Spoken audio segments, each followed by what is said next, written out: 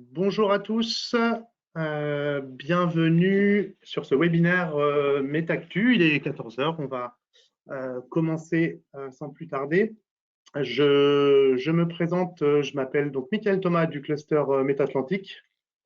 Peut-être que pour commencer, afin de bien se connaître et avant que je rentre peut-être un peu plus dans le détail, je voulais vous proposer à tous un petit sondage pour savoir quel est le profil aujourd'hui des participants qui sont ici présents. Donc, je vais essayer de vous le lancer.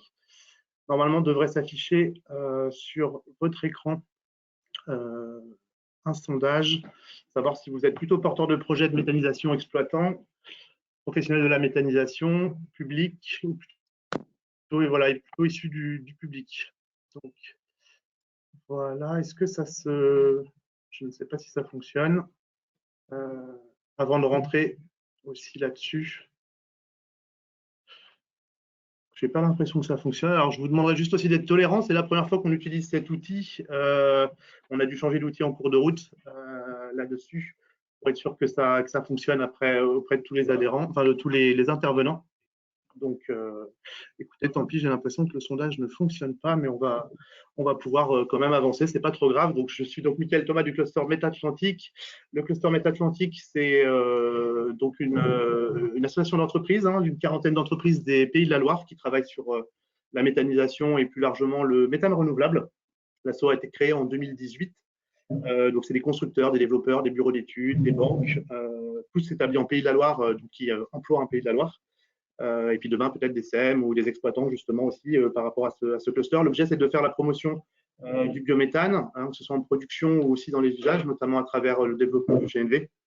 Et puis, il est aussi donc d'appuyer l'ensemble des entreprises adhérentes et des porteurs de projets aussi en leur apportant des éclairages pour tendre tous ensemble vers une filière durable et pérenne de la méthanisation. Voilà, filière ambitieuse. Et voilà. L'idée de pouvoir vous apporter un maximum de choses. C'est l'objet aujourd'hui de ce webinaire, justement, de vous apporter des informations sur l'hygiénisation. Donc, c'est un sujet quand même très important. On a pu le voir. Vous êtes là d'ores et déjà près de 70 personnes là, qui sont inscrites pour ce webinaire. D'habitude, les webinaires sont plutôt réservés aux adhérents, mais on a décidé d'ouvrir sur certaines thématiques la possibilité d'ouvrir à d'autres adhérents, enfin à d'autres que les adhérents, notamment des entreprises qui ne sont pas en Pays de la Loire ou des porteurs de projets qui sont aussi ailleurs. Et donc, on a été très content de travailler en partenariat avec l'association AILE. Adeline Aumont, qui la représente, va pouvoir se présenter peut-être juste après. Jérôme Béco aussi pour Métatlantique, qui fait aussi partie des intervenants. Et on remercie aussi donc l'Adréal Pays de la Loire à travers Sophie Lavigne et puis Cyril Petroujetski pour la direction départementale de la protection des populations de Loire-Atlantique. Voilà, de nous consacrer un peu de temps aussi pour pouvoir faire cet état des lieux. L'idée, justement, c'est de dresser aujourd'hui pendant 1h15 maximum, un état des lieux de la réglementation de l'hygiénisation. Voilà, donner aussi quelques éclairages techniques aussi pour aiguiller des porteurs de projets ou des professionnels. Et puis, on a la chance d'accueillir en dernier intervenant donc un exploitant d'une unité de méthanisation qui hygiénise aujourd'hui. Là, grâce à l'intervention de Laurent Topin, qui prendra 5-8 minutes à la fin du webinaire pour nous expliquer ce qu'il vit aujourd'hui à travers l'hygiénisation sur son unité de méthanisation. Aujourd'hui, pas de débat. L'idée n'est pas de rentrer dans des thématiques on va dire politiques, c'est bien, c'est pas bien, c'est ennuyeux. Là, on dresse un état des lieux, on discute technique pour savoir comment on avance tous ensemble sur cette thématique et on ne fera évidemment pas de cas par cas. Vous avez la possibilité de poser des questions à droite de votre écran. Normalement, vous avez un petit pictogramme qui représente une question qui peut vous permettre de poser des questions qu'on pourra avoir et qu'on essaiera de traiter à travers les 2 sessions de questions-réponses qui interviendront après chacune des 2 grandes parties. Et vous avez également un petit pictogramme fichier, normalement, qui doit vous permettre de télécharger notamment la présentation qui va vous être déroulée là, cet après-midi, et puis un document que Adeline Aumont reviendra dessus tout à l'heure, qui est la synthèse d'une étude. Voilà, on va essayer de respecter le timing un maximum. L'idée étant de vous libérer au maximum à 15h15. Donc, effectivement, je demanderai à l'ensemble des intervenants d'être assez brefs dans leurs interventions pour qu'on puisse éventuellement répondre à un certain nombre de questions, même si on ne pourra pas répondre à tout. Voilà, je vais proposer à Adeline de prendre la main sur ce webinaire à travers la partie justement sur déjà l'introduction et le contexte. Adeline? Donc, merci Mickaël. Est-ce que vous m'entendez bien? Oui, très bien. Oui. Donc, bonjour à tous. Je suis Adeline Aumont, chargée de mission à l'association Elle. Pour ceux qui ne nous connaîtraient pas, j'ai vu qu'il y avait quelques participants qui ne sont ni de la Bretagne ni des Pays de la Loire. L'association Elle, nous sommes. Ah oui, alors attendez, hop, je vais remettre ma webcam, effectivement, pour que vous puissiez me voir. Voilà, donc rebonjour à tous. Nous animons un dispositif, nous sommes au relais de l'ADEME et de la région Bretagne et Pays de la Loire depuis 2007. Et à ce titre, effectivement, de l'animation de cette filière en Pays de la Loire, nous avons de plus en plus l'occasion, et je remercie le cluster Métatlantique de l'organisation de ce webinaire. Au vu du nombre de participants, je pense que le sujet étant complexe, d'actualité, pour certains des porteurs de projets qui sont actuellement dans leur devis et qui sont présents aujourd'hui, ça répond, j'espère, à une attente. Dans la partie que je vais présenter, je vais parler du panorama un petit peu réglementaire avant de laisser la parole à Cyril Pietruszewski de la DPP 44 qui pourra aborder un peu plus dans le détail l'instruction des dossiers des demandes d'agrément sanitaire et des demandes de dérogation, justement. Donc, tu peux passer à la slide suivante, Mickaël, pour pouvoir rentrer un petit peu dans le sujet, un petit peu en guise d'introduction de ce webinaire. Donc, il y a un petit peu de latence. Hein, voilà, ça arrive. Juste pour redire, je vais parler de réglementation, mais avant de parler de réglementation, j'aimerais aussi quand même rappeler un petit peu le contexte. Et je pense que finalement, la crise sanitaire que nous traversons actuellement illustre aussi que nos filières de retour au sol et de gestion des déchets peuvent être fragiles et peuvent être fragilisées par des crises sanitaires qui peuvent arriver. Alors aujourd'hui, finalement, le Covid-19 potentiellement épargne les filières d'élevage et donc les effluents d'élevage, mais on n'est pas à l'abri du retour de la grippe aviaire, de l'arrivée de la peste porcine africaine.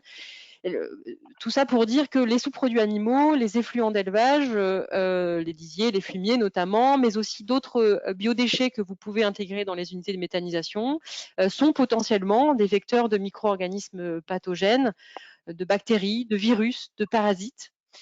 La méthanisation en elle-même, elle peut réduire en partie un certain nombre de pathogènes, mais pas tous, et puis pas suffisamment, surtout en mésophile. Dans le tableau que vous avez à droite, nous avons fait, alors justement, Mickaël parlait d'une étude, nous avons fait à la demande de GRDF entre 2018 et 2019, une étude qui comportait sur l'hygiénisation, qui comportait plusieurs volets, dont un premier de revues bibliographiques, donc des revues scientifiques à comité de lecture, sur l'impact de la digestion sur les pathogènes préoccupants des effluents d'élevage. On a épluché une cinquantaine d'articles scientifiques.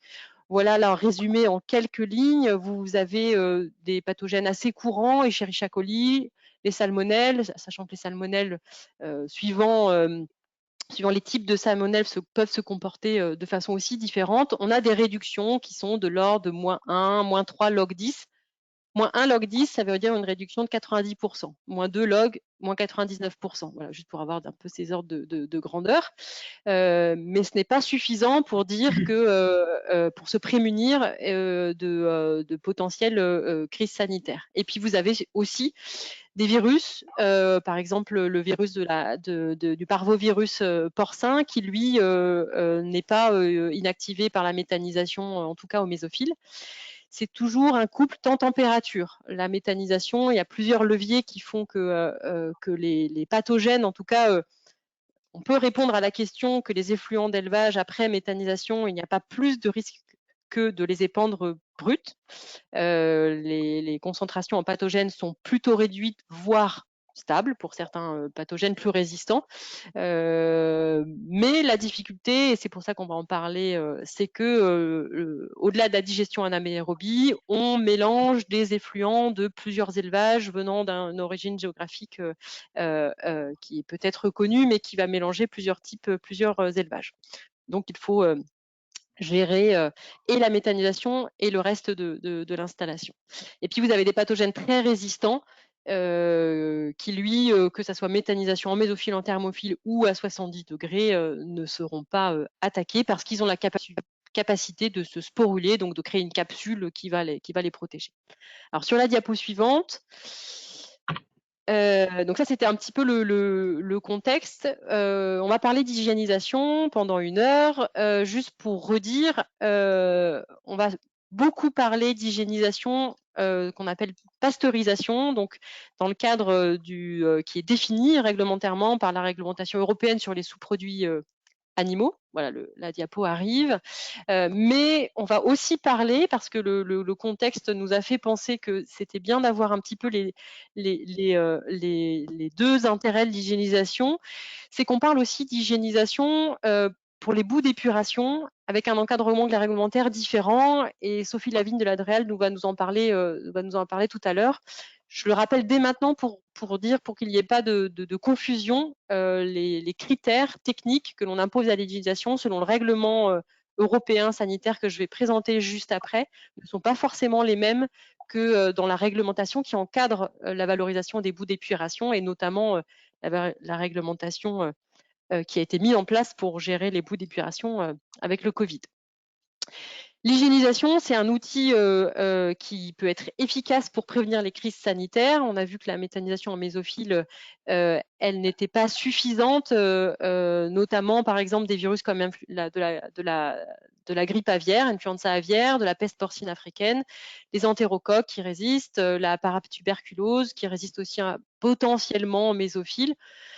Vous vous doutez bien que pour le SARS-CoV-2 responsable de la maladie du Covid-19, on n'a pas encore d'études sur le sujet, mais en tout cas, monter en température de façon, on va dire, au-delà de 50 degrés sera bénéfique et pourra permettre de prémunir contre ces maladies qui sont préoccupantes. Mais néanmoins, avant de présenter la réglementation, je voulais quand même rappeler, et je sais que Cyril Pietruszewski va aussi un petit peu en rappeler, et c'est pour ça que dans les demandes d'agrément sanitaire, le plan de maîtrise sanitaire ne se base pas que là-dessus. C'est un des outils qui peut être mis en place suivant les cas de figure, mais qui ne doit pas être le seul, qui n'est pas la seule réponse, parce que certaines bactéries résistent aussi à l'hygiénisation. Voilà. Et puis un autre point de vigilance, c'est qu'une fois, lorsque l'on fait la digestion en aval, je vais en reparler tout à l'heure, des conditions, eh bien attention à continuer à garder une maîtrise sanitaire derrière l'hygiénisation pour éviter de la recontamination si jamais, par exemple, le digestat hygiénisé, dans lequel on aura du coup détruit la flore bactérienne qui fait aussi barrage à certains pathogènes. Attention à ce qu'on ne la transvase pas dans des contenants qui seraient contaminés, par exemple lors du transport ou lors du stockage. Sur la diapo suivante, qui va arriver, je vais maintenant vous dresser un petit peu le panel réglementaire, dans quel cadre hygiéniser, et le cadre réglementaire qui définit l'hygiénisation. Globalement, l'utilisation, l'usage des sous-produits animaux tels que sont les déjections animales, les lisiers, les fumiers, donc sont encadrés par le règlement européen sur l'utilisation des sous-produits animaux, donc que sont le 1069/2009 qui est le règlement de principe et le 142/2011 qui est le règlement d'application. Donc c'est principalement dans le 142/2011 que vous allez avoir les définitions. La règle de base, c'est d'hygiéniser tous les sous-produits en amont des digesteurs, y compris les digestions animales. Normalement, les matières de catégorie 2, donc les sous-produits animaux sont divisés en 3 catégories. La catégorie 1 étant interdite en méthanisation, ce sont les produits à risque type vache folle. La catégorie 3, ce sont les produits qui sont à faible risque. Les déchets de cuisine et de table, quand vous verrez DCT, ça veut dire déchets de cuisine et de table, sont dans cette catégorie-là. Et entre les deux, vous avez une catégorie qui est avec une liste ouverte. Les lisiers, les fumiers, les matières stercoraires sont dans cette catégorie-là. Ils sont dérogatoires, les lisiers, les fumiers, à la stérilisation. La règle de base, c'est les produits de catégorie 2, stérilisation. Donc là, on monte en température à 120 degrés, sous pression, avec des obligations de marquage. Je ne vais pas détailler. L'hygiénisation pour les matières de catégorie 2 dérogatoire et de catégorie 3 devrait se faire en amont. Mais à ce cadre général, le règlement européen dit toute unité de méthanisation traitant des sous-produits animaux doit avoir une unité d'hygiénisation en amont. Mais vous avez des dérogations possibles en cas de contexte sanitaire favorable. Donc c'est ce que je voulais vous expliquer. Dans la diapo suivante, selon le règlement 142-2011, donc, comme je le disais tout à l'heure, par rapport à ce qui va être dit tout à l'heure pour les boues d'épuration, notamment en période de la post-Covid-19, les critères sont définis. Il faut avoir un broyeur pour pouvoir réduire la taille des particules en dessous de 12 mm et pouvoir le prouver. Donc ça, c'est pour les C3 uniquement. Ça, c'est quelque chose qui est des fois oublié, c'est qu'il y a une petite ligne qui dit que pour les autres matières, entre guillemets, catégorie 2, donc les lisiers et les fumiers, n'ont pas forcément besoin d'avoir cette réduction de taille de particules. Ce qui n'empêche pas que vous deviez les broyer pour des questions techniques, on pourra peut-être y revenir tout à l'heure, mais vous n'avez pas forcément besoin de tout passer en dessous de 12 mm. Par contre, ce qui est obligatoire pour tous les produits, c'est de pouvoir assurer une température minimale de 70 degrés pendant 1 heure, avoir les enregistrements qui le prouvent, pouvoir assurer qu'en cas de secours, vous avez un matériel de chauffage qui peut venir en appui, et puis un système qui va enregistrer la température en continu. Donc ça, c'est pour les principes, les paramètres de l'hygiénisation, pasteurisation. Et vous avez dans le règlement européen d'autres méthodes qui peuvent être utilisées. Alors, des méthodes qui peuvent être utilisées pour hygiéniser les C3, il y en a en tout, il y a 7 méthodes, dont une est l'hygiénisation. Et puis, vous avez aussi, le règlement européen laisse la possibilité aussi de faire valider d'autres paramètres de conversion. Donc par l'autorité compétente, donc ça veut dire dans votre demande par votre préfet, donc par votre DDPP, qui elle va sans doute, peut-être Cyril pourra compléter si jamais il y a des questions sur le sujet, mais sans référer sans doute à l'échelon national. Après une analyse de danger, il faut démontrer sur site une réduction de 5 log 10 d'Enterococcus fecalis ou de Salmonella Sentenberg. Et puis, l'analyse des dangers indiquera et sera analysée pour voir si vous devez aussi prouver la réduction des virus thermo-résistants.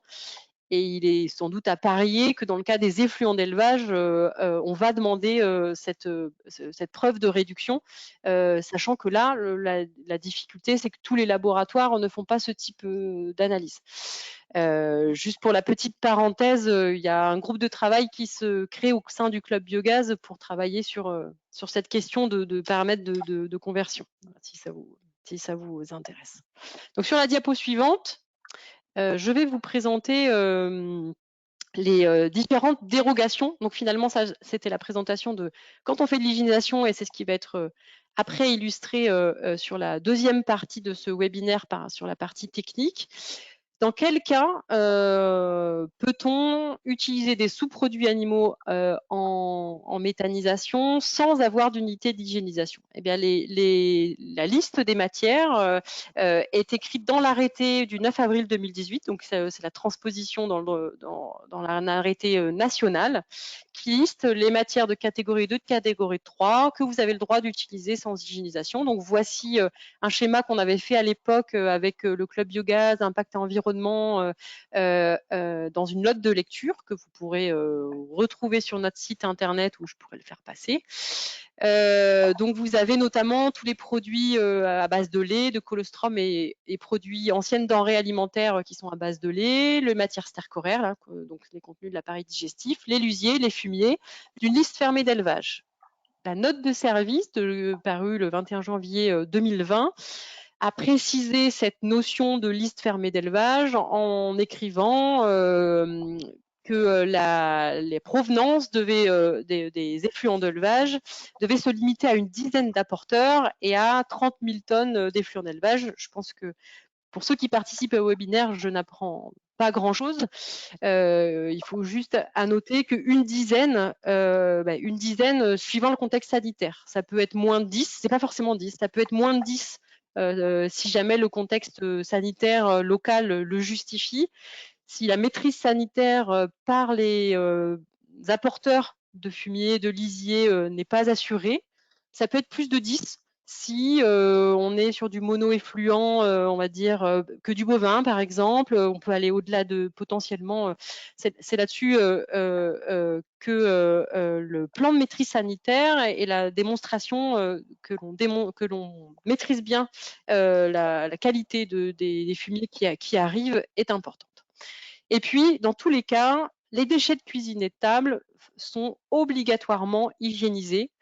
Tout ce qui est denrées alimentaires non transformées, donc tout ce qui est cru, doit passer par hygiénisation. Dans la diapo suivante, vous avez aussi un autre schéma qui illustre si on a une unité d'hygiénisation, la difficulté, c'est compliqué le règlement sanitaire européen. Ce règlement, il est compliqué parce qu'il y a beaucoup de dérogations et qu'en plus, elles ne se cumulent pas. Donc, ça veut dire que si on est dans un autre cas de figure, vous changez de schéma, bah, vous pouvez perdre des dérogations. C'est-à-dire que vous ne pouvez pas avoir des matières là, c'est par un schéma, et puis rajouter une dérogation pour une autre matière. Est-ce que vous êtes dans ce cas de figure-là? Dans ces cas-là, oui ou non, vous pouvez avoir une dérogation, toujours à condition que le contexte sanitaire le permette.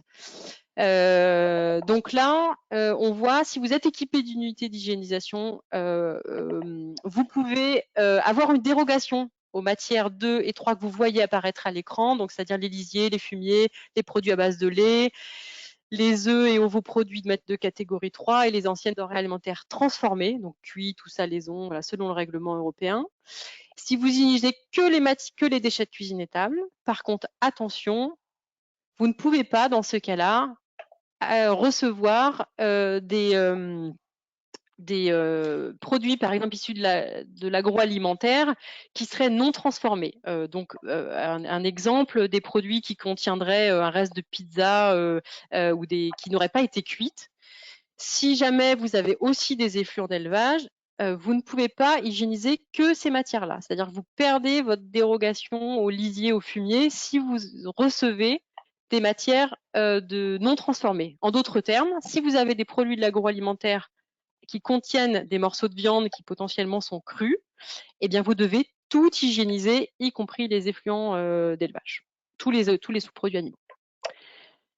Donc c'est ça qui est compliqué avec la réglementation sanitaire, c'est qu'on peut perdre des dérogations si on n'est pas bien dans le cas de figure. Dans la diapo suivante, donc là ça illustre, c'est écrit dans l'article 8 de l'arrêté, donc désolé, c'est pas forcément très, dès qu'on cite les articles, c'est pas forcément, on ne connaît pas tous l'arrêté national par cœur, mais c'est pour vous dire que on va l'illustrer par la suite. Hygiéniser en amont des effluents d'élevage lorsqu'on a beaucoup de fumier, c'est très compliqué, voire impossible.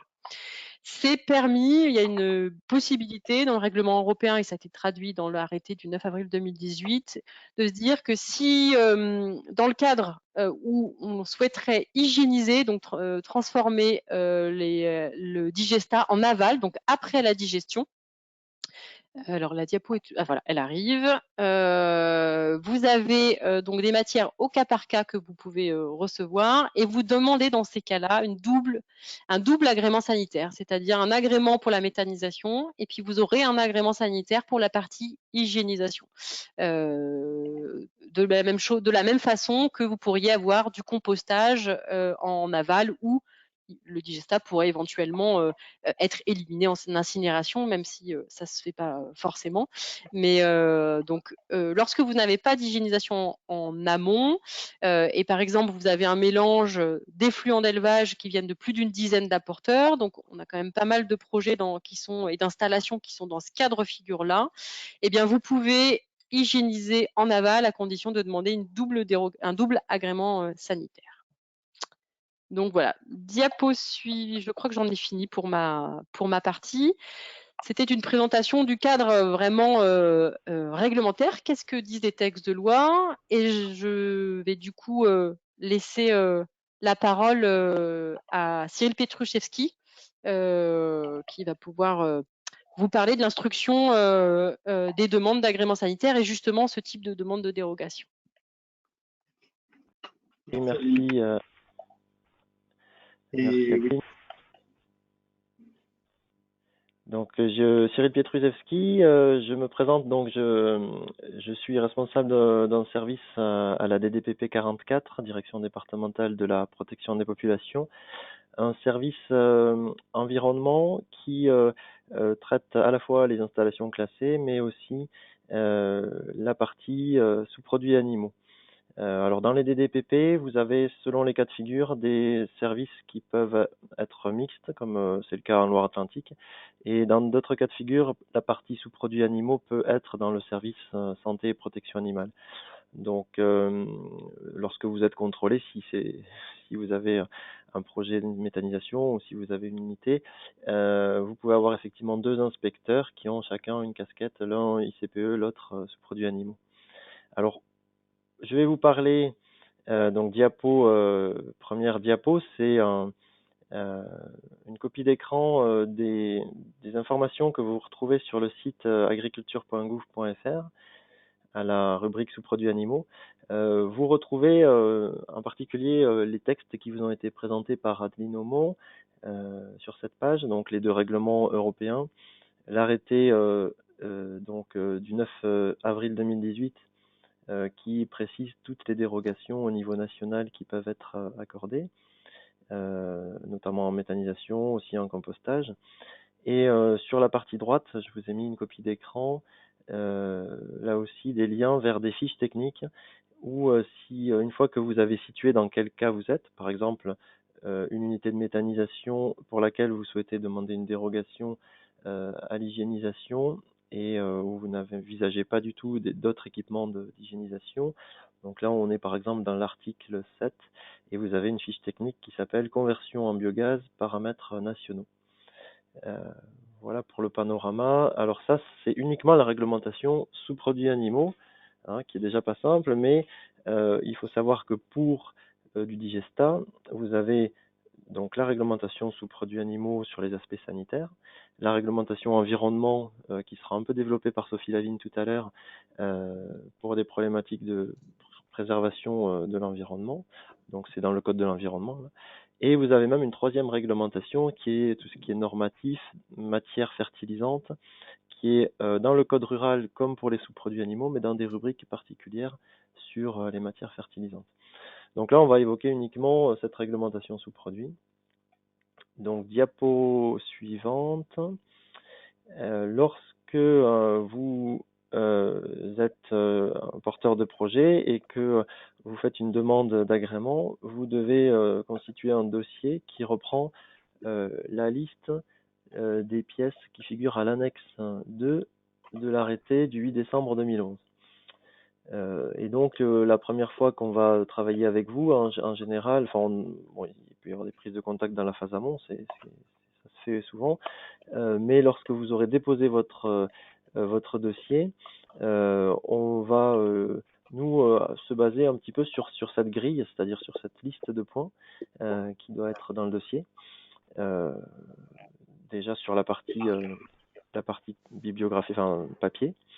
Et donc là, je vous ai mis un exemple d'une des pièces. On a parlé tout à l'heure, Adeline a évoqué le terme de plan de maîtrise sanitaire. Donc dans cet arrêté sont listés un ensemble d'items qui doivent être compris dans ce plan de maîtrise sanitaire. Et là, j'ai juste pris un extrait. On doit avoir, par exemple, des notions sur la formation du personnel. Donc ça, c'est assez important parce que les constructeurs d'unités de méthanisation peuvent vous former sur tout ce qui est process de méthanisation, mais là, ce qu'on exigera, ça va être une formation spécifique sur les sous-produits animaux. Donc, pourquoi, quels sont les risques de diffusion de certaines maladies par le digestat qui va être épandu sur différentes parcelles et comment prévenir ces risques de maladie. Donc déjà avoir des notions, donc ça fait partie de la formation du personnel. Vous avez des mesures d'hygiène générale, plan de lutte contre les nuisibles, prévention des salmonelles par exemple. Voilà, donc là j'ai pris vraiment un petit extrait, mais la base de ce qu'on va regarder, ça va être finalement cette grille, cette annexe 2. On doit avoir des procédures, on va dire, à minima de gestion. Donc, je vous propose la diapo suivante. Donc, on va regarder, alors, dans un dossier d'agrément, vous pouvez avoir un dossier d'agrément. Alors là, je vais parler du cas général, que vous fassiez une demande de dérogation à l'hygiénisation ou pas. On va avoir un tronc commun d'exigences qui seront quand même les mêmes. Et dans le cadre de la demande de dérogation à l'hygiénisation, on va accentuer peut-être, on le verra tout à l'heure, sur certains aspects de maîtrise sanitaire. Donc dans tous les cas, on va être demandeur d'aspects sur la formation, éventuellement avec un accompagnement du constructeur sur une durée un peu plus longue que la phase de construction. Une planification de ce qui va être fait sur la surveillance. Donc la surveillance, ça va être des autocontrôles, du digestat en sortie. Donc en général, on va faire 2 visites, c'est-à-dire qu'il y aura, si vous nous avez sollicité suffisamment en amont, le dossier est déposé plusieurs mois avant le démarrage du fonctionnement. On fait une première visite au moment où les constructions sont à peu près terminées et où vous êtes prêt à injecter dans le réseau ou à faire, vous mettre en fonctionnement une fois que tout est en place. Et c'est lors de la deuxième visite qu'on va on va vous exiger d'avoir produit ces premières analyses, donc notamment sur la microbiologie, salmonelle, entérobactéries, sur du digestat pour vérifier qu'on n'a pas de problématique sanitaire sur au moins les critères réglementaires. Donc dans votre dossier, on va vous demander de définir précisément, et c'est une obligation de l'arrêté de 2018, le point critique, les CCP, ce qu'on appelle les CCP, c'est Critical Control Points, les points qui doivent être surveillés en gros en permanence. Alors c'est essentiellement pour une unité de méthanisation, ça va être le process en température, pas d'hygiénisation, mais du procédé, mésophile ou thermophile, notamment dans le cas où on n'a pas d'hygiénisation.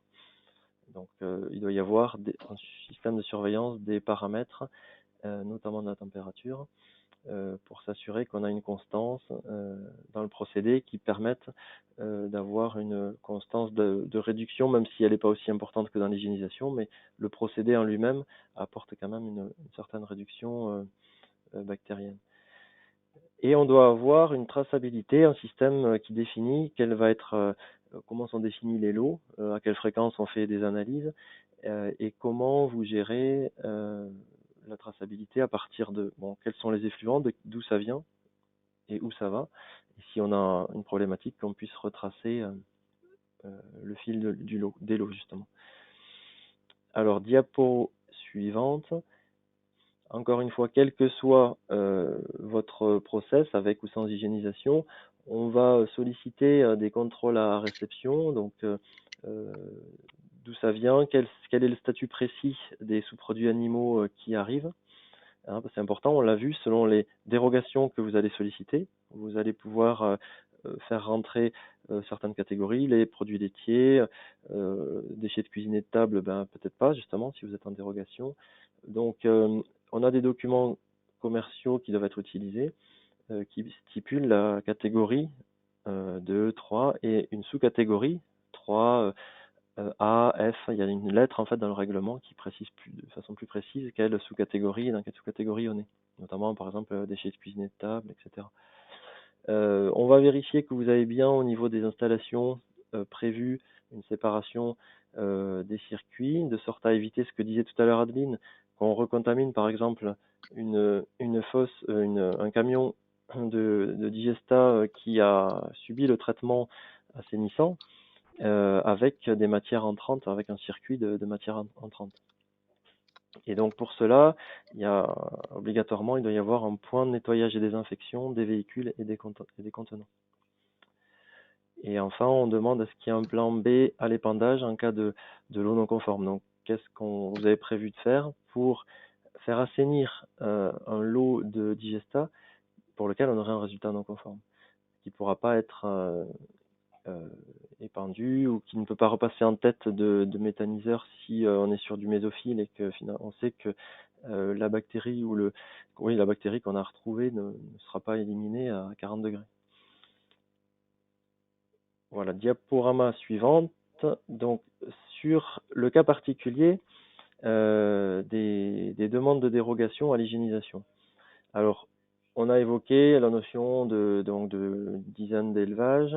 En fait, cette notion, elle est liée au fait qu'on souhaite que le responsable de la méthanisation ait la maîtrise sur la situation sanitaire des élevages en amont qui vont apporter les effluents. Donc c'est pour ça la notion de 10 élevages, elle est à ce niveau-là, c'est-à-dire que on pourra plus difficilement pour 30, 40 élevages de provenance avoir en permanence des contrats, des engagements sur les statuts sanitaires de ces élevages quand on est sur un nombre trop important.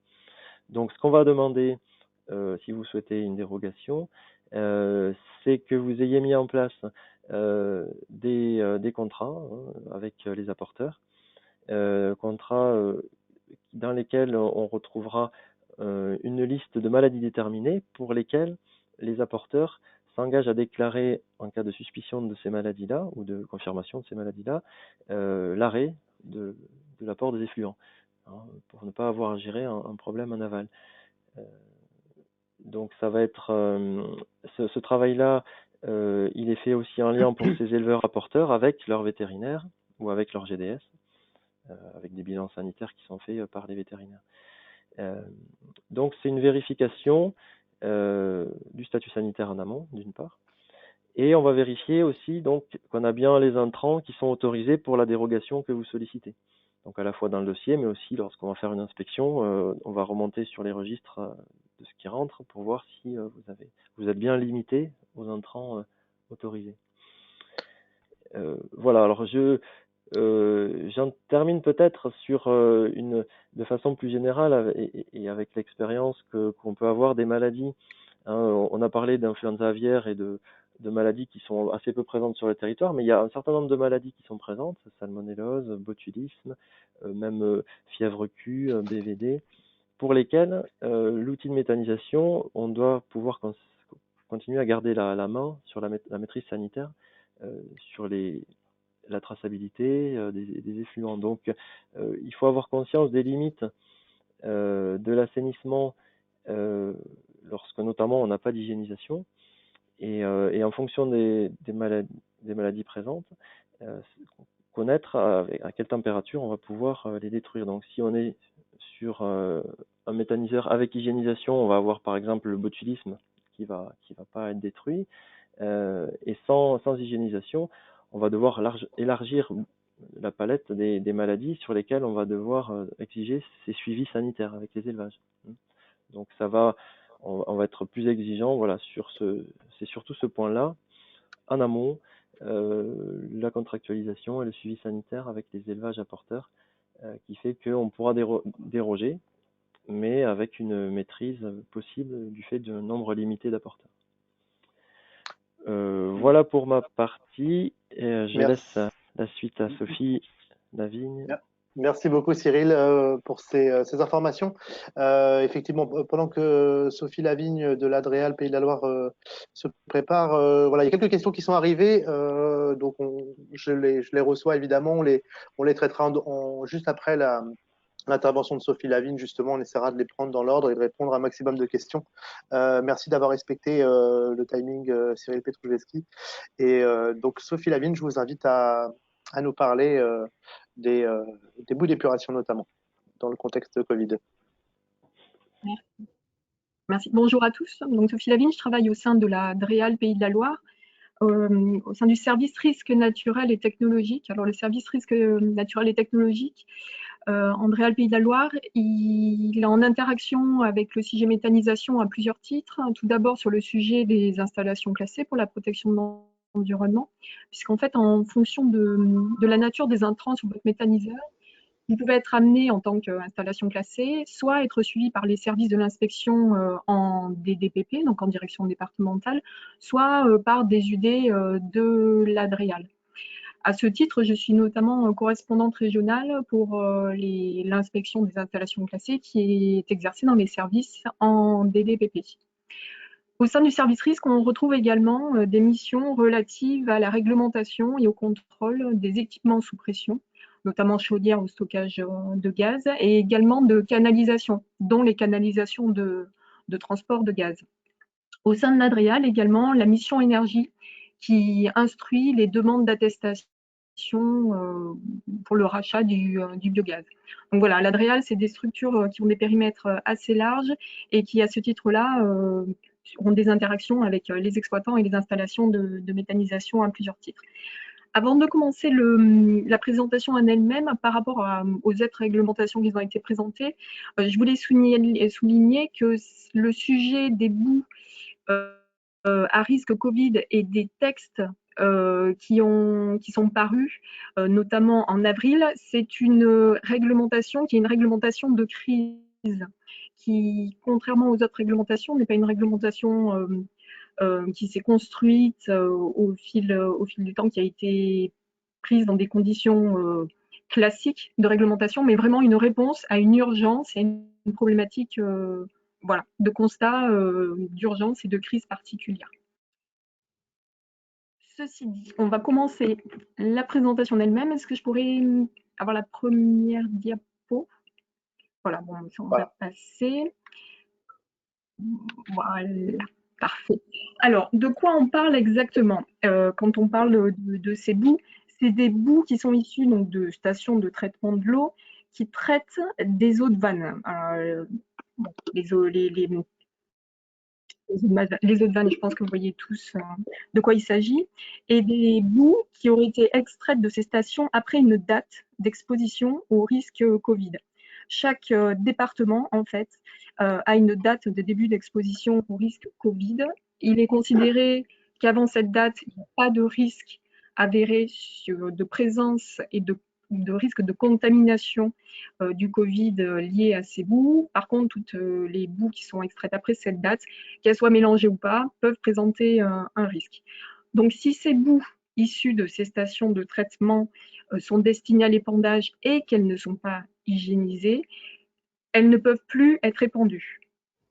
Donc, depuis le 24 mars, en l'occurrence, pour la région Pays de la Loire, toutes les stations qui usuellement épandaient leurs boues et qui n'avaient pas de dispositif d'hygiénisation ne peuvent plus les épandre.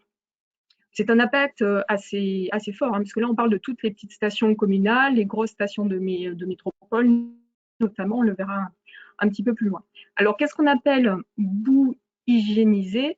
Donc, effectivement, ce n'est pas la même signification que sur la réglementation sur produits animaux, mais c'est bien au sens des boues de stations d'épuration. Donc, je vous ai remis un petit peu la définition. C'est fait référence à un arrêté ministériel du 8 janvier 1998 qui a été modifié depuis et qui fixe notamment en son article 16 en fait les mesures à réaliser pour démontrer cette hygiénisation. On le verra ultérieurement. Diapo suivante, s'il vous plaît. Oui.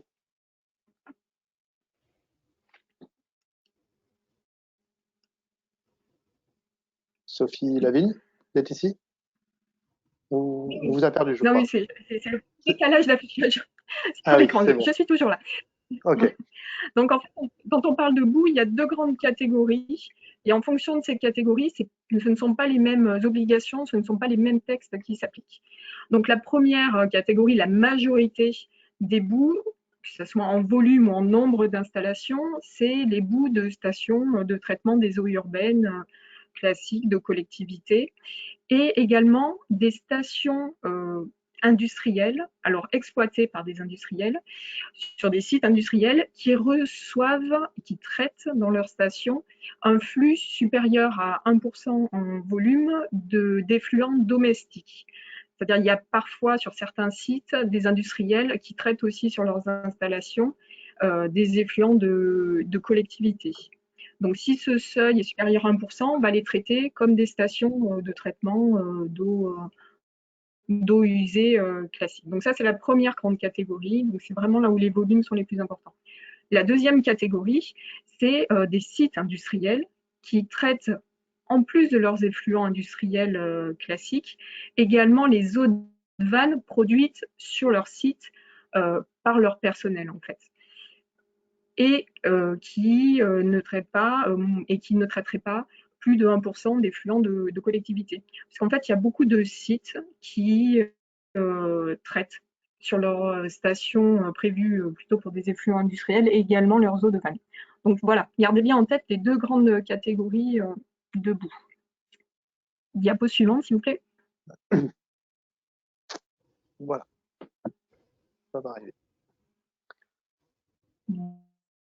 Voilà.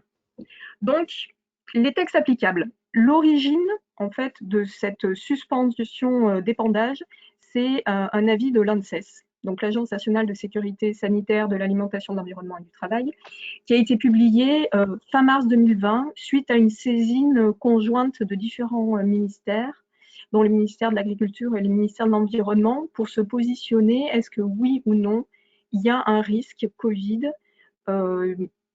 lié à l'épandage de boue qui pourrait être contaminé par des eaux de vanne. Sachant que la question porte plus sur la contamination via la technique d'épandage, la dissémination dans l'air de poussière qui aurait pu transporter le virus. Cet avis a conclu qu'on ne pouvait pas exclure qu'il y ait un risque sur ces boues-là. Donc c'est le principe de précaution qui a incité le ministère à publier une instruction technique le 2 avril. C'est dans cette instruction technique que sont notamment fixées par département les dates d'exposition au risque, c'est-à-dire les dates à partir desquelles les boues ne peuvent plus être répandues si elles ne sont pas hygiénisées. Ce qu'il faut garder en tête, c'est qu'aujourd'hui, on a une date de démarrage de cette exposition au risque. On n'a pas de date de fin d'exposition au risque. Donc sur cette crise, là où les textes, vous voyez les dates, ça a été pris, les instructions techniques, les arrêtés, les avis, ça c'est vraiment, en termes de calendrier, ça a été pris assez rapidement sur l'espace de un mois et demi. Mais aujourd'hui, l'exposition au risque, elle continue. En tout cas, on n'a pas de date pour nous dire c'est bon, maintenant, tous les textes dont on va parler ne s'appliquent plus. Donc ça, il faut aussi le garder en tête. Donc avis de l'ANSES, instruction technique ministérielle et un arrêté ministériel le 30 avril qui a été publié début mai, sachant que l'instruction technique avait déjà été diffusée et avait eu pour conséquence de suspendre tous les épandages.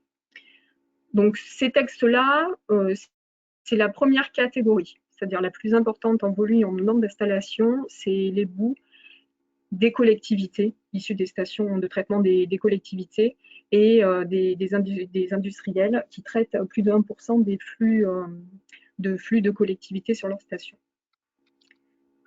Le slide suivant, s'il vous plaît.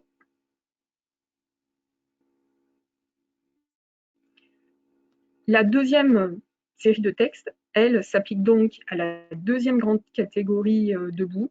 Donc c'est plutôt les boues industrielles qui traitaient sur leur site des eaux de vanne ou qui traitent moins de 1%. Ces deux grandes catégories, en fait, pourquoi on a fait des catégories? Parce que les risques estimés de contamination entre ces deux grandes catégories ne sont pas aussi forts, on va dire. Donc la première catégorie des stations urbaines, c'est vraiment là où le risque a été identifié le plus prégnant. Première série de textes. Et deuxième série de textes avec un avis de l'ANSES qui date de mi-avril, une instruction également de fin avril et une note d'accompagnement qui en fait sont moins contraignantes pour le traitement de ces boues-là, puisqu'il est considéré qu'en proportion, le risque lié au traitement de ces effluents est plus faible. La slide suivante. Voilà. Voilà. Donc, sur les boues de stations d'épuration, comme je vous l'expliquais, ça renvoie à l'arrêté ministériel du 8 janvier 1998 qui fixe en fait les conditions pour considérer que les boues de stations d'épuration urbaine sont hygiénisées, avec des analyses qui sont demandées lors de la mise en service de l'unité de traitement, des analyses en suivi et une surveillance, notamment avant l'épandage de ces boues de stations d'épuration. Donc là encore, c'est plus une démonstration de l'atteinte de l'objectif d'hygiénisation qui est demandé dans cet article, et pas des conditions techniques, on va dire, qui sont fixées sur l'installation de traitement en elle-même. Sur le slide suivant. Voilà.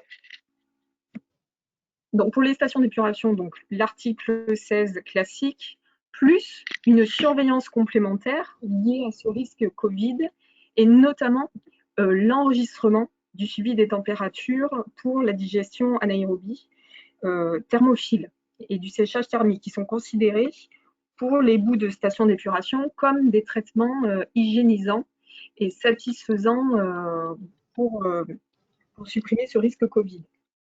Il y a toujours des analyses à faire, mais ce qui est demandé en plus, c'est surtout d'enregistrer. Sur les installations classées, sur les méthaniseurs, pardon, qui sont des installations classées, le suivi de la température est demandé. L'enregistrement, ça dépend potentiellement des arrêtés préfectoraux qui encadrent les conditions d'exploiter.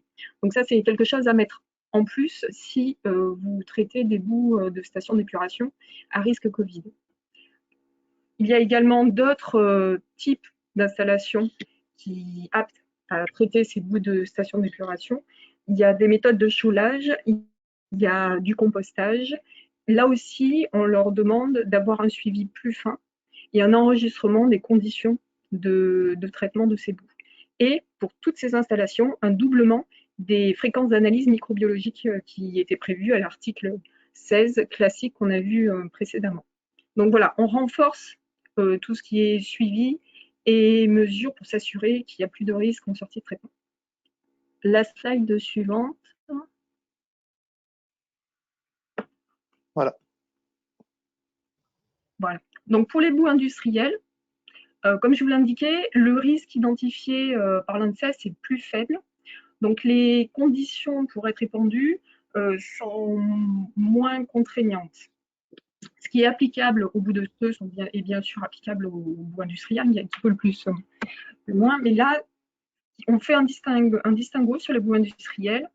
Là aussi, plusieurs catégories, les bouts liquides et les bouts solides. Alors tout d'abord, les bouts liquides. Ce qui est autorisé, c'est de l'épandage par injection directe ou pendillard. Parce que comme je vous l'expliquais, la saisine de l'ANSES sur l'épandage de ces bouts, c'est vraiment lié au risque d'exposition au moment de l'épandage via notamment les émissions de poussière.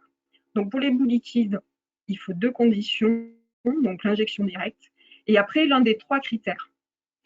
Sachant que dans les critères, il y a la question de la durée du stockage, de 7 jours ou 9 jours en intégrant le temps de traitement dans la station.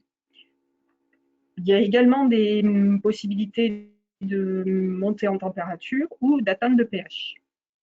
Donc ces conditions-là ont permis de résoudre le sujet des bouts industriels liquides qui ne pouvaient plus être épandus. Le slide suivant, s'il vous plaît. Voilà, et puis il faudrait aller un petit peu vite parce qu'on va. Oui, voilà.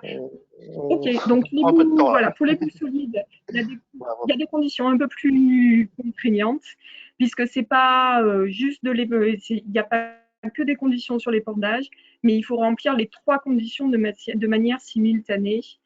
Donc de l'épandage par tracteur, des bouts, un stockage, plus une montée en pH supérieure à 11 ou une température. La slide suivante, s'il vous plaît. C'est bon.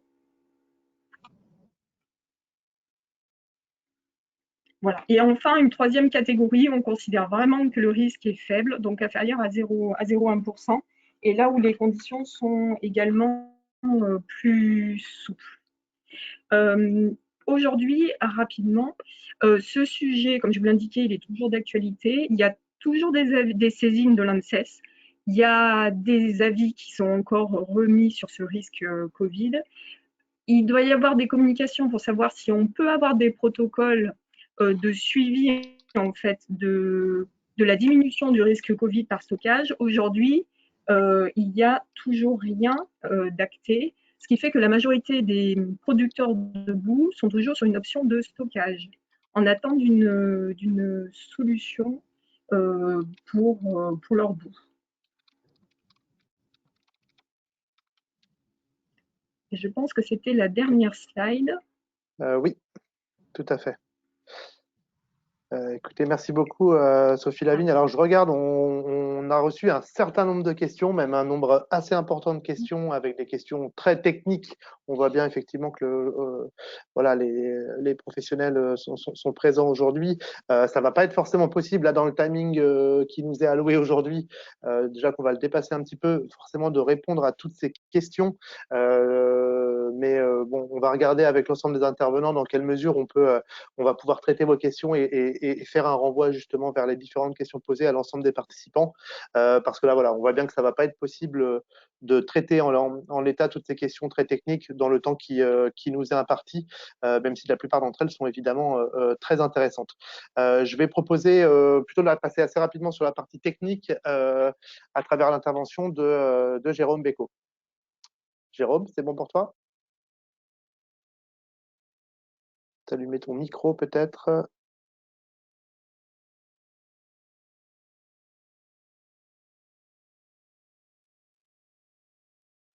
Voilà, attends. C'est bon, Jérôme, c'est bon, c'est moi. Je t'ai rallumé. Je remercie. Oui, je ne pouvais pas faire grand-chose à mon niveau. Bonjour à tous. Jérôme Bécaud, donc moi je suis membre du cluster et je participe aux réunions de bureau de manière régulière, moi j'essaie. Et donc ce cluster a justement organisé ce webinaire sur la partie hygiénisation. Je remercie tous les intervenants qui sont passés juste avant moi, parce que c'est pas toujours évident de parler de ces sujets-là qui sont longs et fastidieux, et de les rendre intéressants, c'est toujours complexe. Je vais essayer de passer assez rapidement sur la partie technique, tout en considérant qu'aujourd'hui, on est toujours joignable. Donc, je suis un ancien exploitant, juste pour donner quelques indications, et j'étais chargé d'affaires chez Atlantic Industries. J'ai toujours une mission de consultant pour cette même entreprise. Voilà pour la partie présentation. On va passer rapidement sur le focus des… Est-ce que tu peux avancer la première slide, s'il te plaît? Donc, on va faire un focus sur les différentes technologies. J'ai retenu plusieurs termes concernant la présentation, les présentations précédentes. En l'occurrence, on parle d'hygiénisation, de pasteurisation. On parle aussi de thermophile, de mésophile, et on parle d'amont et d'aval. Donc, je ne vais pas rentrer dans le détail de la réglementation en elle-même, puisque sinon, c'est 2 heures de débat qu'il nous faudrait.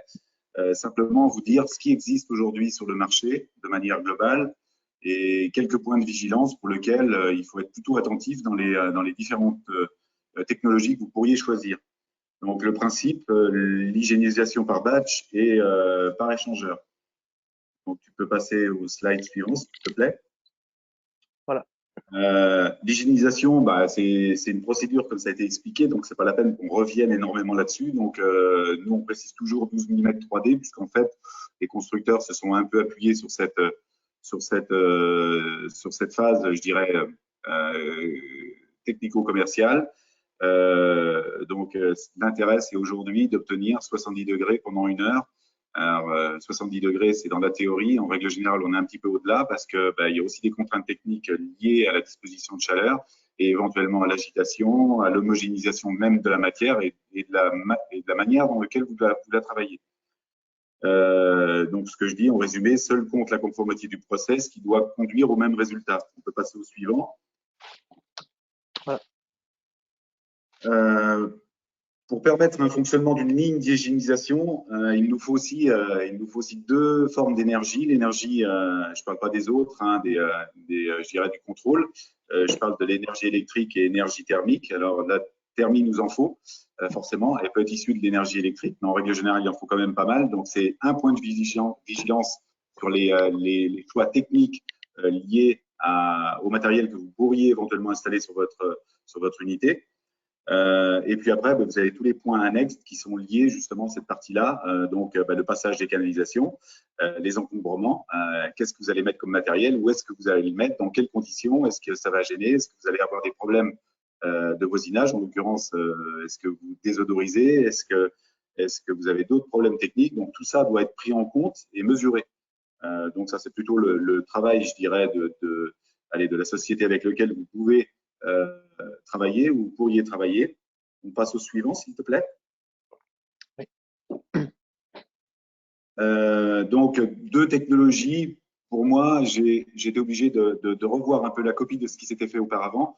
En l'occurrence, quand on reprend des documents qui ont le mérite d'exister, puisque en fait, c'était pas évident au départ d'établir des règles et des rapports, parce qu'il existait un peu tout et n'importe quoi. Je ne connais pas tout, et en toute humilité, je dis qu'il y a deux systèmes principaux. Le premier, c'est en batch, donc la matière entre à l'intérieur d'un contenant sous forme inox, ou ça peut être d'autres matières, mais en règle générale, c'est plutôt facile sur ces matières-là, pour le nettoyage en l'occurrence.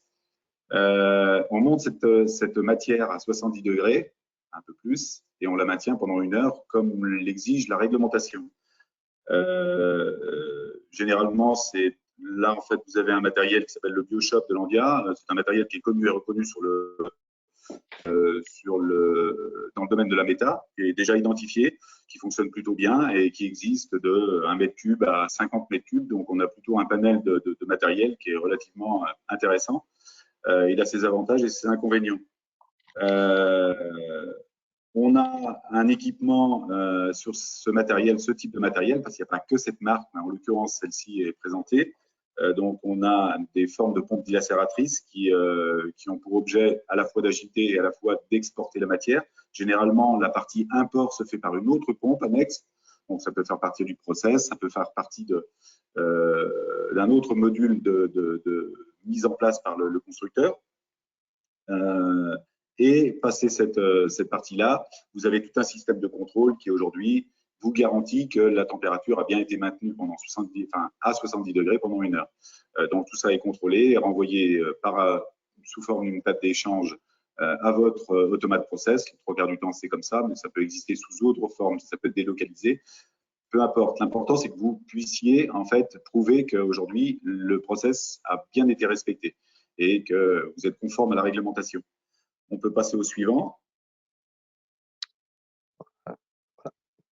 Alors, avantages, inconvénients, points de vigilance. J'ai tout mis dans le même bloc pour plusieurs raisons. Comme je l'évoquais tout à l'heure, on a parlé d'hygiénisation amont-aval, on a parlé de différentes températures. Aujourd'hui, ça dépend. Vous allez choisir le module qui vous convient en fonction de ce que vous avez sur site. Je parlais tout à l'heure d'encombrement, je parlais de disposition chaleur, de puissance électrique. Tout ça va devoir être pris en compte pour adapter un matériel le plus fonctionnel possible.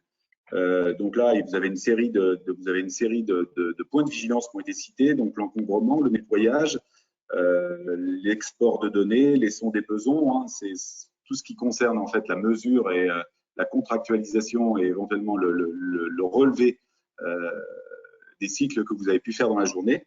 Donc, c'est quand même relativement important aujourd'hui de pouvoir prouver votre bonne foi sur la simple édition d'un document qui est déjà dans votre système informatique. C'est plutôt comme ça qu'on le voit nous. Donc, ce système-là, en fait, vous avez ce système de batch, vous avez souvent en tête une mise à disposition de chaleur sous forme de chaudière, souvent avec une réserve tampon. Et en fait, le cycle se fait en fonction de la température des intrants. Donc, je vous disais tout à l'heure, thermophile, mésophile. Donc, ça, c'est à prendre en considération. Le delta est forcément différent sur l'une des deux technologies. Les besoins en chaleur sont aussi fluctuants en fonction de la température que vous avez initialement. Et donc, ce matériel-là fonctionne par batch. Vous rentrez la matière, vous la chauffez et vous la sortez. Donc, pour moi, le système de batch, c'est quelque chose qui est en continu. Après, existe, le slide suivant, s'il te plaît, Michael, existe des systèmes qu'on appelle discontinus, semi-continus. En fait, c'est quelque part un système qui se ressemble dans la plupart des cas. La température de la matière est montée jusqu'à 70 degrés, puis ensuite stockée dans une réserve pour lequel en fait on va avoir une montée en température, un maintien de température à 70 degrés pendant 1 heure. Donc ce qu'on appelle semi-continu ou discontinu, en fait ça ressemble à ça. Parce qu'on passe d'abord par un échangeur, peut-être plusieurs, c'est une batterie d'échangeurs, parce que si vous démarrez sur une température relativement basse, un échangeur ne suffira pas. Il Il faudra donc passer par un second, voire un troisième. Et puis, cette matière est stockée dans une réserve montée à 70 degrés pendant 1 heure, maintenue à 70 degrés pendant 1 heure. Voilà, donc ça, c'est les deux types de technologies principales qui existent. On a toujours le même process, c'est-à-dire que de votre réserve, la matière est ensuite exportée, soit dans une réserve de tampon, soit éventuellement directement dans le digesteur, ce qui se fait moins couramment, mais ça existe. Le slide suivant, s'il te plaît. Ok.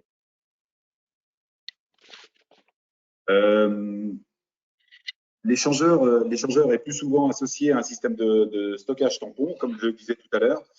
Mais là, on retrouve pléthore de systèmes avec des cuves extérieures, des cuves externes, des cuves enterrées, des cuves mixtes, pour lesquelles on a plusieurs compartiments dans lesquels la matière est maintenue à 70 degrés et en fait, on a quelque part un réseautage avec un décalage de remplissage et de vidange et qui se fait de manière régulière autour de ce système-là.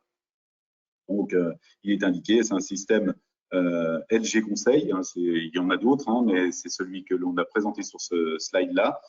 On peut passer au suivant. Laurent Guy nous écoute d'ailleurs de LG Conseil. C'est très bien. J'avais en conclusion, puisque je pense que le temps nous est compté, j'avais en conclusion plusieurs points de vigilance concernant justement l'utilisation des différents process et en l'occurrence où vous le placez. Si aujourd'hui vous êtes en amont et que vous allez devoir passer une quantité de matière qui est souvent de mieux en mieux préparée, mais pour lequel vous allez avoir quelques contraintes en termes de circulation, de perte de charge, éventuellement de pompage. Toutes ces contraintes devront être prises en charge. La température et puis les aspects amont. Et est-ce que aujourd'hui vous traitez l'ensemble de la matière? Est-ce que vous traitez uniquement de la matière C3? Donc, on n'a pas du tout les mêmes dispositions quant à l'adaptabilité du matériel. Si aujourd'hui vous traitez des graisses et de la matière, des refus d'assiettes, des matières graisseuses, que vous allez en avoir pour traiter des matières fibreuses. Tout cela doit être pris en compte et quelque part bien pesé et bien analysé avant d'utiliser votre matériel et avant de le déterminer. Puisque c'est quand même des aspects techniques qui ont une grande importance quant à la maintenance. On parlait tout à l'heure je parlais tout à l'heure en fait du nettoyage des cuves. Ceux qui ont eu l'occasion de démonter des échangeurs et de les nettoyer savent très bien que ça se fait pas en 5 minutes et quelque part c'est de la précaution à prendre. Il y a du temps à passer, il y a du nettoyage à faire et à partir du moment où le matériel est bien disposé et qu'il est accessible, on se limite des heures d'intervention et quelque part de la maintenance aussi bien curative que préventive. Donc tout ça doit être pris en compte et quelque part globalisé dans les aspects de projet, qu'ils soient initiaux ou je dirais qu'ils soient envisagés sur une extension ou sur une amélioration par obligation. Voilà, moi j'ai fini sur cette partie-là. Je pense que tout sera à disposition et tout sera à disposition en termes de téléchargement. Donc, vous pourrez revenir même sur une étude qui a été faite par elle qui concerne des aspects beaucoup plus financiers, qui rentre un peu plus dans le détail, puisque là, c'était compliqué sur un temps donné. Il sera à votre disposition et vous pourrez vous reposer sur ce document qui est très bien fait, de manière à éclairer un peu plus votre lanterne sur ces sujets-là qui sont relativement complexes. Voilà, je vous remercie.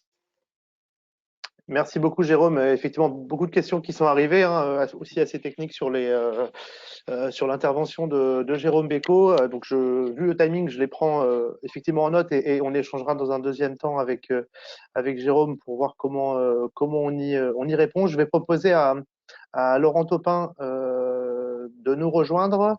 Je vais allumer sa webcam. Voilà. Excusez-moi, je suis obligé de changer de place. Pour le témoignage justement de l'exploitation d'une unité d'hygiénisation voilà, dans les 5-8 minutes qui nous restent pour terminer ce webinaire, qu'évidemment, n'hésitez pas à continuer de poser des questions. Mais quand j'en vois le contenu où il y a même plusieurs questions dans une seule question, ça va évidemment ne pas être facile d'y répondre. On ne va pas y répondre comme ceci, mais dans un deuxième temps après vous. Laurent, je vous invite à nous parler un petit peu de ce que vous avez vécu et de ce que vous vivez aujourd'hui à travers l'exploitation de votre unité. Alors, je vais juste vous demander 2 secondes parce que là j'avais un autre point urgent à régler comme tous les exploitants. Je vais chercher mes notes, j'arrive et j'ai pas suivi toute la réunion. 2 secondes, j'arrive. Ça, c'est les affres du direct.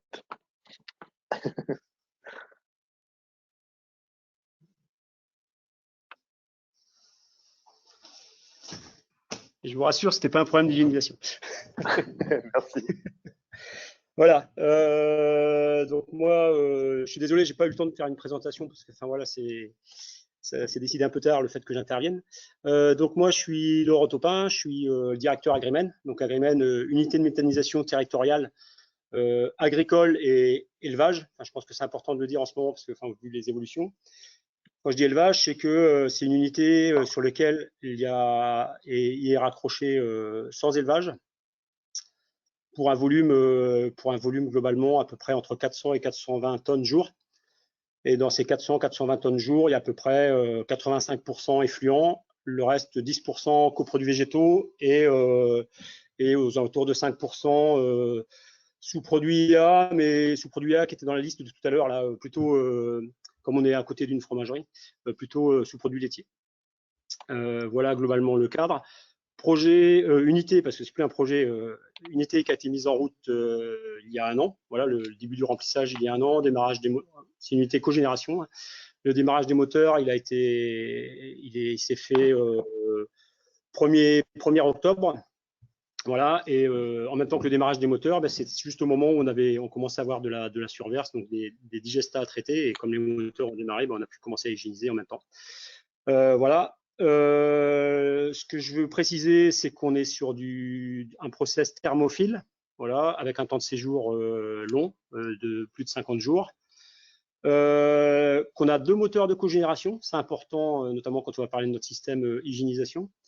Et qu'en plus, on a une valo chaleur qu'on vend, notre chaleur haute température, c'est-à-dire que il a quand même l'avantage par la cogénération d'avoir une source chaleur, mais uniquement la source chaleur basse température, c'est-à-dire le refroidissement du moteur, en sachant que la chaleur issue des gaz d'échappement sert à produire la vapeur qui est vendue à notre voisin qui est une fromagerie.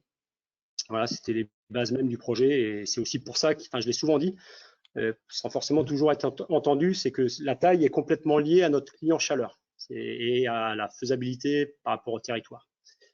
Juste par rapport aux éléments, pour être précis, on est bien sur une liste d'éleveurs fermés qui sont engagés globalement bien avant, dans toute la partie comment dire, construction du projet, études et autres. Voilà. Donc l'autre élément qui est important à savoir, c'est que voilà, je pense que la partie, ça a été un peu évoqué, mais nous on a vécu le fait que la réglementation a évolué, je ne vais pas vous le cacher, voilà, on l'a complètement vécu nous à notre niveau, en sachant qu'on avait un dossier ICPE qui avait été accepté sans hygiénisation, une construction qui avait démarré, une obligation d'hygiéniser en cours de construction. Donc il a fallu qu'on s'adapte en tenant le timing et en s'adaptant au design. Donc, ce qui n'a pas été une mince affaire, mais ce qu'on a réussi à faire, voilà, globalement. Et dernier élément qui était important pour nous d'un point de vue financier, notamment s'il y a des financeurs qui nous écoutent, tout en tenant le timing. Voilà. Donc, chose qui a été faite. Donc, nous, le choix qui a été fait en termes d'hygiénisation, c'est qu'on est sur une hygiénisation post-digestion, sortie des digesteurs, hygiénisation digesta brut. Donc globalement, 400-420 tonnes à l'entrée, donc on est plutôt entre 350 et 400 tonnes de digesta à hygiéniser tous les jours. On est dans un système batch avec un système globalement. Nous, je vais vous l'expliquer après, on est sur un système où c'est un peu un hybride, un peu comme ça a été présenté à la fin là.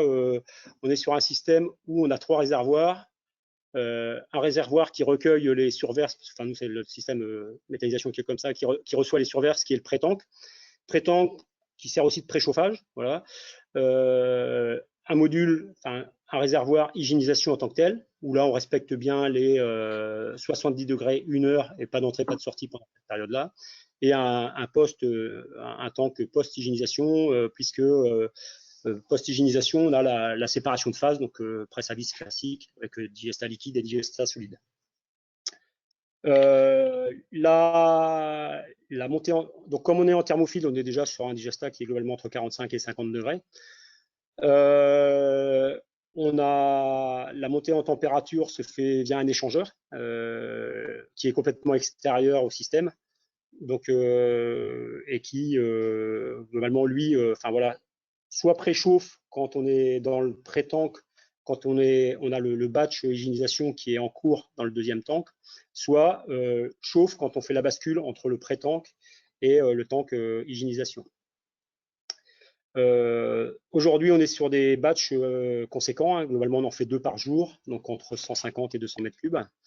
On a globalement, comment dire, le pré-tank, il a une capacité correspondant à peu près à la production d'une journée. Et le tank post-hygiénisation, il a aussi à peu près la même capacité. Ce qui permet, voilà, d'avoir une certaine sécurité. Pourquoi je vous parle de ça? C'est parce que, bah, évidemment, nous, pour hygiéniser, il nous faut de la chaleur, donc il faut que les moteurs fonctionnent. Si on a un problème sur un moteur, on peut fonctionner qu'avec un seul moteur, on a encore suffisamment de thermie pour ne pas aller en mode dégradé.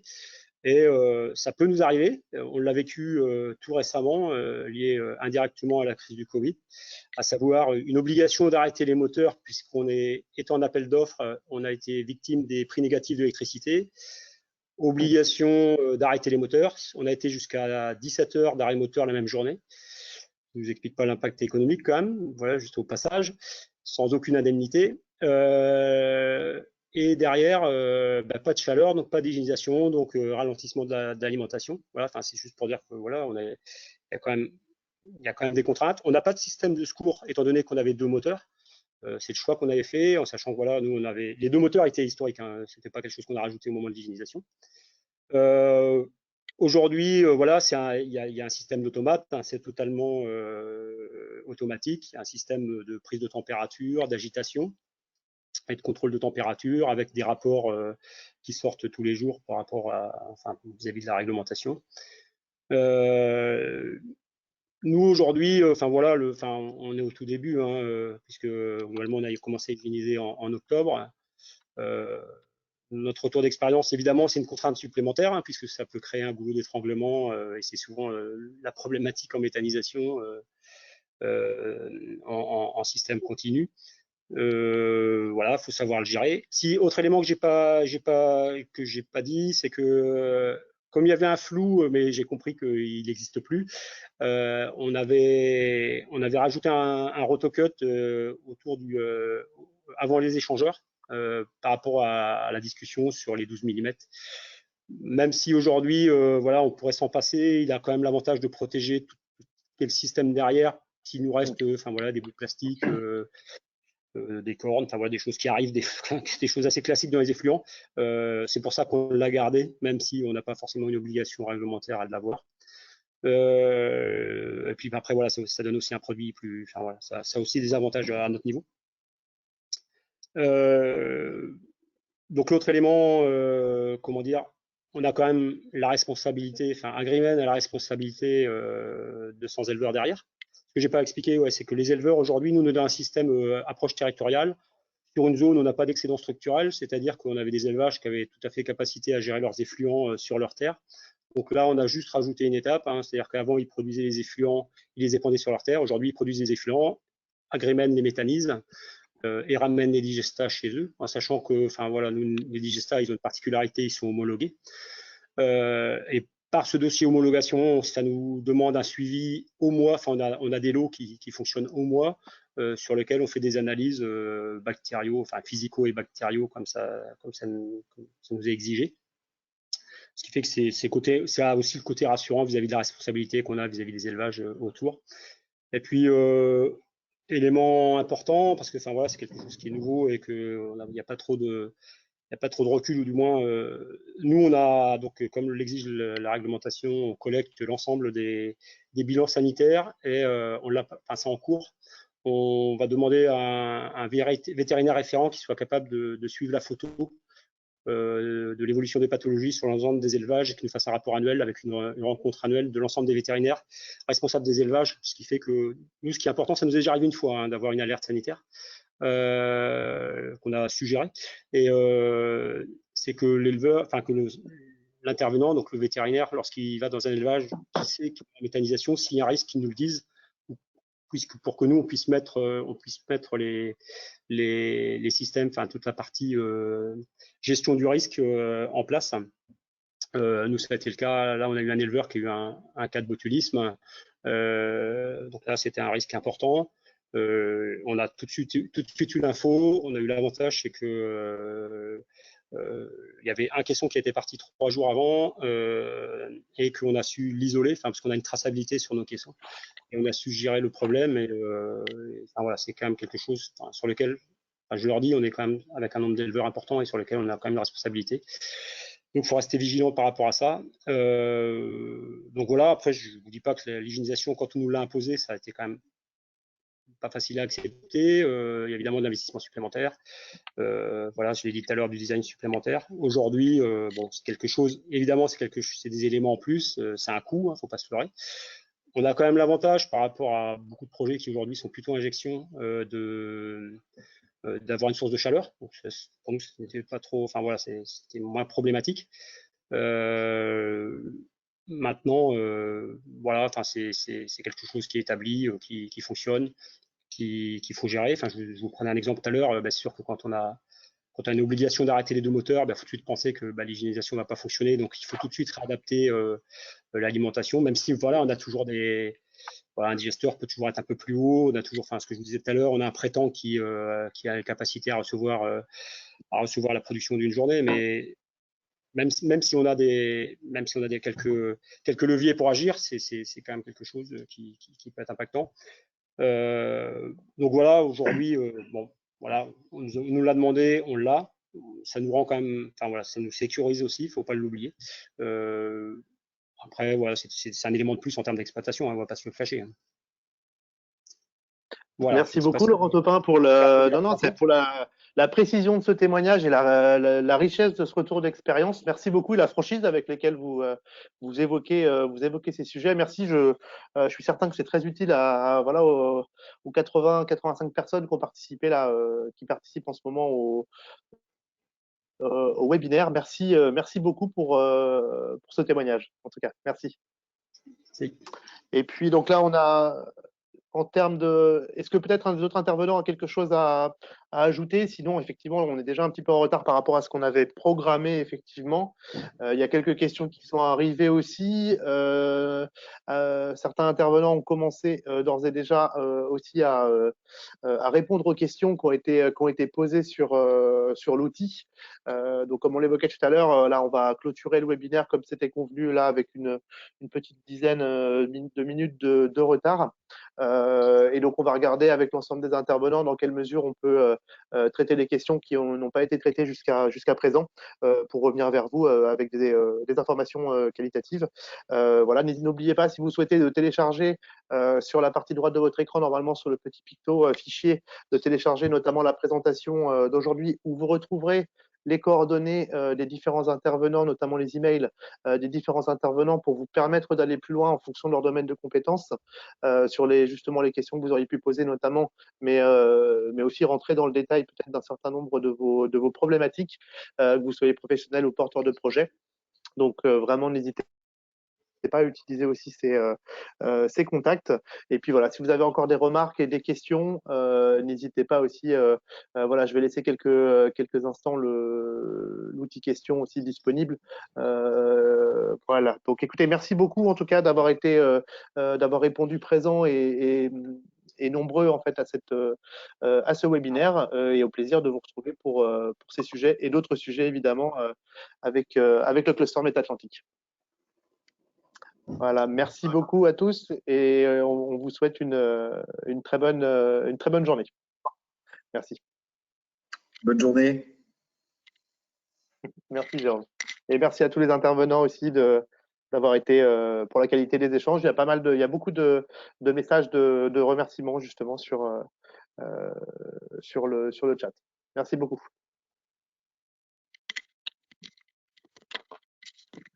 Oui, merci. Au revoir. Est-ce que tu veux rester en ligne un peu, Michael et Adeline?